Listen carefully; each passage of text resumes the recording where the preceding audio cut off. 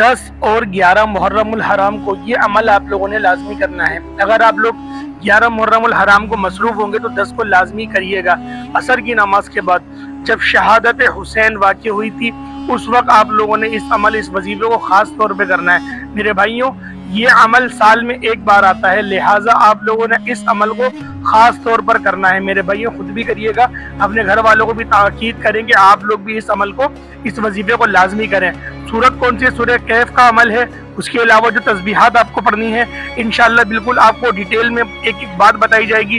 اگر آپ لوگوں کو اس عمل کی خاص ہدایت چاہیے تو آپ نے ویڈیو اینڈ تک لازمی دیکھنی ہے۔ میرے بھائیوں، بالکل بھی اسکپ نہیں کریے گا، بہت زیادہ ضروری ویڈیو ہونے والی ہے، کیونکہ یہ ویڈیو اہل بیت سے متعلق ہے۔ اور جو نیزے کی نوک پر ہمارے امام علی مقام حضرت حسین رضی اللہ تعالیٰ عنہما نے جو سورہ مبارکہ تلاوت کری، اور میرے بھائیوں جو انہوں نے سورت پڑھی، انشاءاللہ وہ بھی آپ کے گوش گزار کی جائے گی۔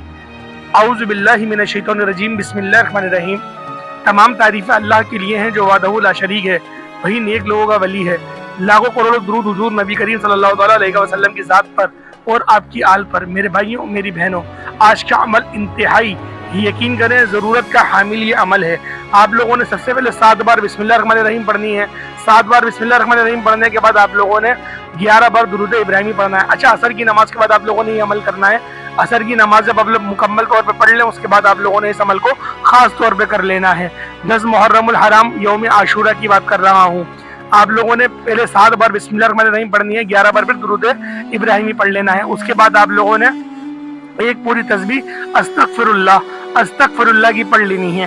اس کے بعد آپ لوگوں نے تصور میں خود کو کربلا کے اندر لے کے جانا ہے۔ آنکھیں بند کر کے تصور کریں کہ آپ لوگ کربلا کے میدان میں پہنچ گئے ہیں، اور ایک پوری تسبیح آپ لوگوں نے انا للہ و انا الیہ راجعون اس کی پڑھنی ہے۔ میرے بھائیوں، اس تصور کے ساتھ کریے گا کہ ہمارے امام حسین رضی اللہ تعالیٰ عنہما کو شہید کیا جا رہا ہے، اور آپ کی آنکھوں سے خود بخود چشمے بھی آنا جاری ہو جائیں گے۔ جب آپ کی آنکھوں سے آنسو آنا جاری ہو جائے آپ لوگ سمجھ جائیے گا کہ آپ لوگوں نے وہ کیفیت بنا لی، آپ نے وہ تصور بنا لیا۔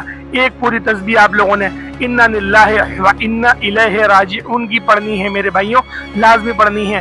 اس کے بعد آپ لوگوں نے اپنی آنکھوں کو کھول لینا ہے، اور پھر آپ لوگوں نے سورہ کاف پڑھنی ہے۔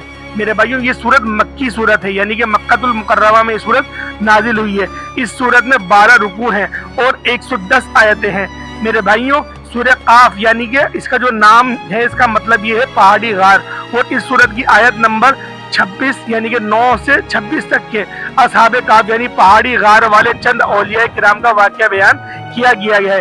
اسی مناسبت سے اس سورت کا نام سورۃ الکہف ہے۔ سورۃ الکہف پڑھنے سے گھر میں سکون اور برکت نازل ہوتی ہے۔ چنانچہ حضرت برہ بن عازب رضی اللہ تعالیٰ عنہ فرماتے ہیں، ایک مرتبہ ایک صحابی رضی اللہ تعالیٰ عنہ نے سورہ کہف پڑھی، گھر میں ایک جانور تھا، وہ پھٹکنا شروع ہو گیا، تو انہوں نے سلامتی کی دعا کی اور غور سے دیکھا کہ کیا بیات ہے، تو ان کو نظر آیا ایک بادل آیا جس نے انہیں ڈھانپ رکھا تھا۔ ان صحابی رسول رضی اللہ تعالیٰ عنہ نے اس واقعے کا ذکر جناب تاجدار رسالت صلی اللہ تعالیٰ علیہ وسلم سے کیا۔ آپ صلی اللہ تعالیٰ علیہ وسلم نے فرمایا، اے فلاح، قرآن پاک کی تلاوت کرتے رہا کرو، وہ بادل سکینہ تھا جو قرآن مجید کی وجہ سے نازل ہوا۔ یہ صحیح البخاری کے اندر حدیث ہے۔ حضرت ابو دردہ رضی اللہ تعالیٰ عنہما سے روایت ہے، رسول اللہ صلی اللہ علیہ وسلم نے ارشاد فرمایا، جو سورہ کہف کی ابتدائی 10 آیت یاد کرے گا وہ دجال کے فتنے سے محفوظ رہے گا۔ یہ والی احادیث جو ہے وہ مسلم شریف کی ہے۔ حضرت ابو سعید خدری رضی اللہ تعالیٰ عنہ سے روایت ہے، نبی کریم صلی اللہ تعالیٰ علیہ وسلم نے ارشاد فرمایا، جو شخص جمعے کے دن سورہ کہف کی تلاوت کرے گا تو آئندہ جمعے تک اس کے لیے خاص نور کی روشنی رہے گی۔ مستدرک للحاکم کی یہ حدیث ہے۔ میرے بھائیوں، میری بہنوں، سورۃ الکہف کے متعلق آپ نے چند احادیث کو ملاحظہ کیا۔ میرے بھائیوں، ان احادیث کے بارے میں بتانے کا مقصد یہ تھا کہ آپ لوگوں نے جو اس کے آپ کو جو فیوز و برکات ملیں گے ان کی تعداد کیسی ہوگی، ان کا نور کیسا ہوگا، ان کی بھلائیاں کیسی ہوں گی، میں آپ کو یہ بتانا چاہ رہا تھا۔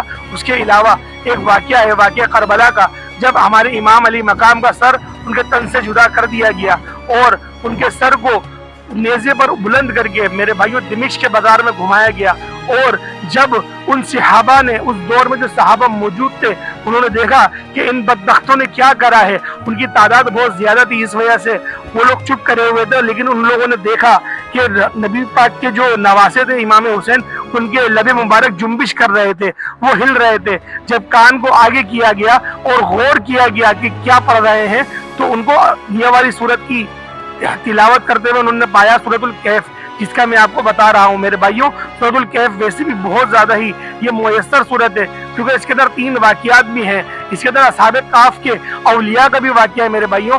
جیسے کہ آپ نے اس سورت کا نام سنا، اس سورت کا جو ترجمہ ہے، نام کا ترجمہ ہے وہ پہاڑی غار کی صورت۔ تو میرے بھائیوں آپ لوگوں نے اس کو تصور کے ساتھ پڑھنی ہے، آپ نے کربلا کے میدان میں خود کو لے کے جانا ہے میرے بھائیوں، اور جو بادل سکینہ ان پر سایہ کیا ہوا تھا انشاءاللہ وہ بھی رحمت کا سایہ آپ پر آئے گا۔ میرے بھائیوں ایک چھوٹی سی بات یاد آ رہی ہے تو آپ کے گوش گزار کرتا چلوں، ہر ایمان والے کو یہ بات لازمی پتہ ہونی چاہیے کہ جب وہ چھوٹی سی بچی امام حسین کی، یقین کریں میں نے آج یہ پڑھا تو میں یقین کرے زاروں قطع رونے لگا، میں خود کو میں برداشت نہیں کر پا رہا تھا اپنی کیفیت کو، کہ ایک چھوٹی سی بچی کے بدبختوں نے، اس شمر نے ان کے کان میں سے وہ کنڈے بھی چھین لیے، جو بندے پہنی ہوئی تھی وہ بھی چھین لیے گئے، ان کے نازک سے گال، ننھے ننھے گالوں پر اس بدبخت نے اپنے بڑے بڑے ہاتھ چلائے اور تماچے مارنا شروع کرے۔ جب انہوں نے ان کو یاد دلایا کہ تم مجھ پر کیوں ظلم کرتے ہو، کیا تمہیں نہیں پتا کہ ہم آل رسول ہیں،